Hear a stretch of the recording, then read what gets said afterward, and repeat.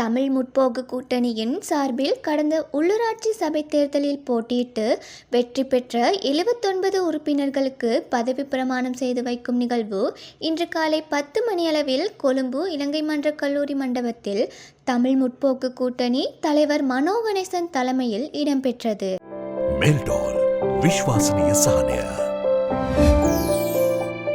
ஒரு பிரதேச சபை என்பது ஒரு நாட்டிலே உள்ளூராட்சி சபையிலே நடக்கின்ற விஷயங்கள் இப்ப உள்ளூராட்சி சபையெல்லாம் சுருக்கப்பட்டிருக்கின்றது, மிக சிறியதாக உடைக்கப்பட்டிருக்கின்றது. இதெல்லாம் பெரிய பிரதேசம் 2 லட்சம் 3 லட்சம் மக்களுக்கு தான் ஒரு பிரதேச சபை இருந்தது. இப்பெல்லாம் அதை சுருக்கி சின்னதாக செய்திருக்கிறாங்க. ஆகவே அதை நீங்கள் ஆட்சி செய்கின்ற அந்த சந்தர்ப்பத்திலே நேர்மையாகவும் மக்களுக்கு நல்ல சேவைகளை செய்யக்கூடிய நல்லவர் என்று பெயரெடுக்கக்கூடிய விஷயங்களை நீங்கள் செய்திருக்க வேண்டும். இந்நிகழ்வில் பாராளுமன்ற உறுப்பினர்களான ராதாகிருஷ்ணன், திகாம்பரம் உள்ளிட்டோரும் கலந்து கொண்டனர்.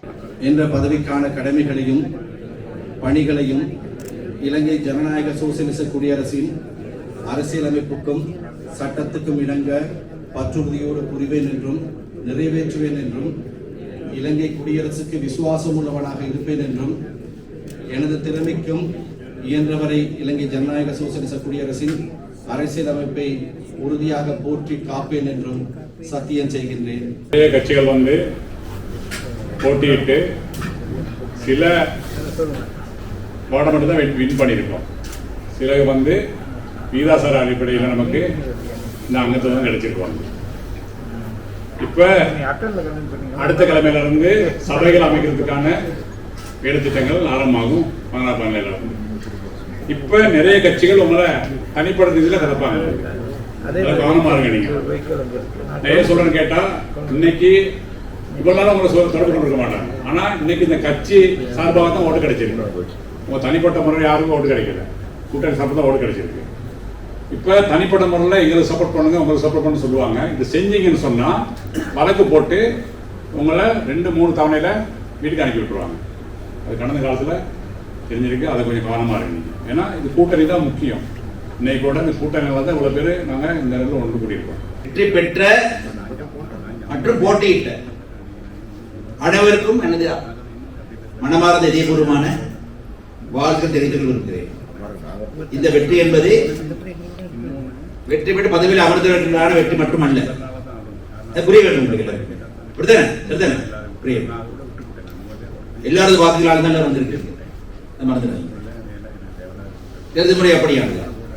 இப்பொழுது தேர்தல் நடந்து முடித்த அடுத்த நாளே எனக்கு நாட்டின் தலைவர் ஜனாதிபதி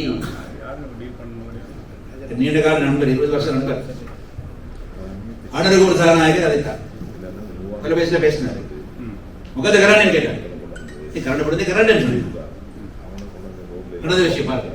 ஏனென்றால் தனது கொள்கை என்ன சொல்றாரு? எல்லா சபைகளிலுமே அதிகமான வாக்குகளை ஆசனை பெற்ற கட்சிகள் தான் ஆட்சி அமைக்க வேண்டும் சொன்னார். அது நல்ல விஷயம் தான். ஆனா சட்டத்தை இடவில்லையே சொன்னேன். ஆகவே 50% அதிகமாக இந்த சபைகளிலே எந்த கட்சியாவது நீங்களும் நாங்களும் யாரோ ஆசிரியர் கிடைத்திருந்தால் அவர்கள் ஆட்சி அமைப்பது இது பிரச்சனை கிடையாது. ஆனால் எந்த கட்சி அமைதி கிடைக்காவிட்டால் சட்டமன்ற சொல்லுதுன்னா நீங்க கூட்டணி அமைத்து ஆட்சி அமைக்க சொல்லுது. அவ்வளவுதான்.